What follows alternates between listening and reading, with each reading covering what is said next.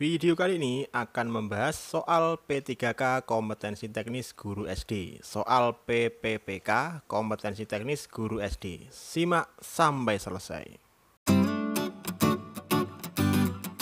Mata pelajaran Bahasa Indonesia bertujuan agar peserta didik memiliki kemampuan sebagai berikut, yaitu A. Untuk membangun pengetahuan tentang sastra, B. Memahami bahasa Indonesia dan menggunakannya dengan tepat dan kreatif untuk berbagai tujuan, C. Untuk mempelajari bagaimana hubungan antara bahasa dengan lingkungan sosial, dan D. Memahami konsep dan sistematika bahasa yang tepat dengan perkembangan zaman. Baik Bapak Ibu, mapel bahasa Indonesia itu bertujuan agar peserta didik memiliki keenam kemampuan berikut ini. Nah, di antara 6 kemampuan ini yang paling sesuai adalah yang ada pada opsi jawaban adalah yang poin 3 ini, memahami bahasa Indonesia dan menggunakannya dengan tepat dan kreatif untuk berbagai tujuan.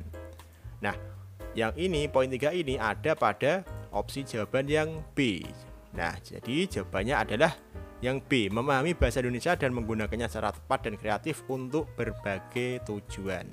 Berikut yang merupakan salah satu tujuan umum pembelajaran bahasa Indonesia di sekolah dasar menurut Standar Kompetensi Pendidikan Bahasa Indonesia atau Depdiknas tahun 2002 adalah A. Siswa memiliki kompeten dalam memahami aspek keterampilan berbahasa, B. Siswa menghargai dan membanggakan bahasa Indonesia sebagai bahasa persatuan dan bahasa negara, C. Siswa mampu memanfaatkan bahasa sebagai tolak ukur keberhasilan belajar, dan yang D.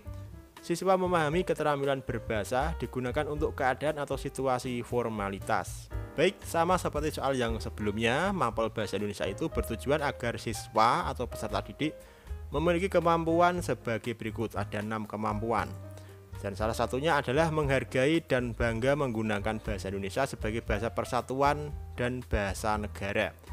Nah, itu sesuai dengan opsi yang B. Jadi jawabannya adalah yang B, siswa menghargai dan membanggakan bahasa Indonesia sebagai bahasa persatuan dan bahasa negara.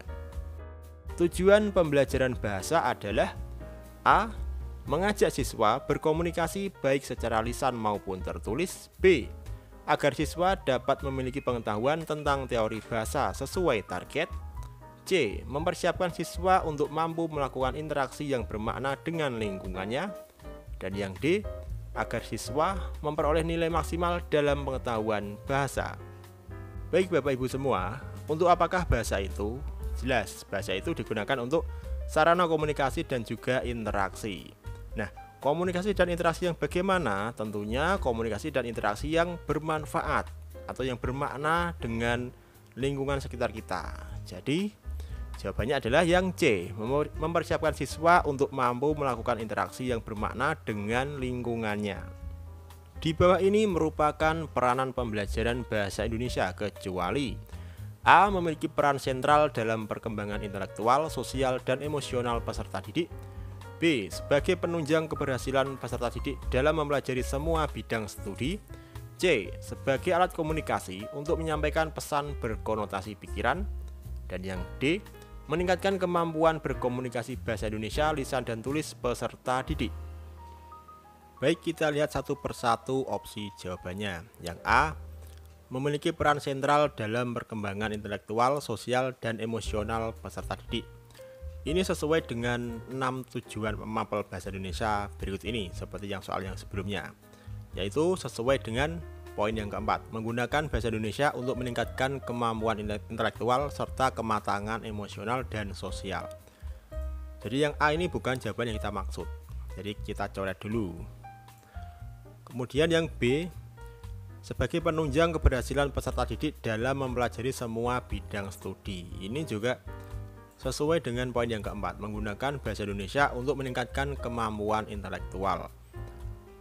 Karena mempelajari semua bidang studi itu erat kaitannya dengan bidang intelektual. Jadi B ini juga kita coret karena ini bukan jawaban yang kita maksud. Karena di sini soalnya adalah kecuali ya. Kemudian yang C, sebagai alat komunikasi untuk menyampaikan pesan berkonotasi pikiran. Nah, ini tidak ada yang sesuai dengan tujuan mapel bahasa Indonesia yang ini. Jadi kemungkinan jawabannya adalah yang C, tetapi kita lihat dulu yang D untuk memastikan. Yang D, meningkatkan kemampuan komunikasi bahasa Indonesia lisan dan tulis peserta didik. Nah, ini sesuai dengan yang poin yang pertama, berkomunikasi secara efektif dan efisien sesuai dengan etika yang berlaku baik lisan maupun tulis. Jadi D ini sesuai.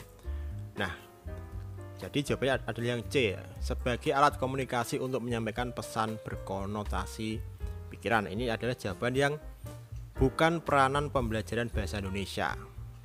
Dalam pembelajaran tematik, tema bermain di lingkungan dengan rumusan indikator menyebutkan keberagaman anggota keluarga berdasarkan kegemaran. Nah, rumusan tujuan yang sesuai adalah A. Dengan kegiatan bermain peran, siswa dapat menerapkan norma dalam keluarga dengan baik. B. Dengan kegiatan bermain peran, siswa dapat menjelaskan norma dalam keluarga dengan baik. C. Dengan tanya jawab, siswa dapat menyebutkan keberagaman anggota keluarga berdasarkan kegemaran dengan percaya diri. Dan D. Dengan membaca teks percakapan, siswa dapat menyebutkan keberagaman anggota keluarga dengan percaya diri. Untuk menentukan rumusan tujuan pembelajaran, kita harus memakai rumus ABCD, Audience, Behavior, Condition, dan Degree. Kita pertama cari dulu audiensnya. Apakah opsi ABCD ini punya audiens semua? Audiens itu adalah siswa, peserta didik. Yang A ini punya ada audiens siswa. Yang B juga ada, C juga ada, dan D juga ada. Jadi semuanya punya audiens. Kemudian kita cari yang behavior. Behavior di sini adalah menyebutkan keberagaman anggota keluarga berdasarkan kegemaran. Nah, opsi A, B, C, D ini yang paling sesuai dengan rumusan indikator adalah yang C. Menyebutkan keberagaman anggota keluarga berdasarkan kegemaran dan percaya diri. Ini adalah yang paling sesuai dengan rumusan indikator. Yang A, B, dan D ini semuanya tidak sesuai dengan rumusan indikator. Jadi jawabannya adalah yang C. Dengan tanya jawab, siswa dapat menyebutkan keberagaman anggota keluarga berdasarkan kegemaran dengan percaya diri. Dalam pendekatan whole language, siswa bekerja dan belajar sesuai dengan kemampuannya serta berbagi tanggung jawab dalam pembelajaran, sedangkan guru berperan sebagai A. Pengarah atau moderator selama pembelajaran berlangsung. B. Model dalam pembelajaran agar dapat ditiru oleh siswa. C. Perencana pembelajaran, perancang kelas, dan fasilitator bagi siswa. Dan D. Pengatur dan penguasa kelas dalam rangka tercapainya tujuan pembelajaran. Baik, soal ini menanyakan peran guru dalam pendekatan whole language. Nah, ada 7 ciri yang menandakan kelas itu menggunakan pendekatan whole language. Yang salah satunya adalah siswa berbagi tanggung jawab dalam pembelajaran, dan peran guru di kelas whole language hanya sebagai fasilitator dan siswa mengambil alih beberapa tanggung jawab yang biasanya dilakukan oleh guru. Nah, jadi jawabannya adalah yang C. Peran guru adalah perencana pembelajaran, perancang kelas, dan fasilitator bagi siswa. Dalam pembelajaran menulis dengan KD, mendeskripsikan perilaku manusia melalui dialog naskah drama. Guru membentuk siswa dalam sebuah kelompok, kemudian siswa diminta mendiskusikan perilaku manusia dalam drama tersebut. Setelah itu, setiap kelompok mempresentasikan hasil diskusi. Berdasarkan rancangan pembelajaran tersebut, berikut ini penggunaan media yang tepat adalah A. Video pementasan drama, B. Pementasan drama, C. Simulasi drama, dan D. Naskah drama. Untuk soal yang ini, jawabannya adalah yang A, video pementasan drama. Mengapa bisa A? Nah, dengan menggunakan media berupa video pementasan drama, maka siswa akan bisa memanfaatkan aspek penglihatan dan juga pendengaran. Siswa akan melihat drama itu, kemudian siswa juga mendengarkan dialog dalam video tersebut. Sehingga siswa akan lebih mudah dalam mendeskripsikan perilaku manusia yang ada pada video drama tersebut. Itulah kenapa jawabannya adalah A, video pementasan drama.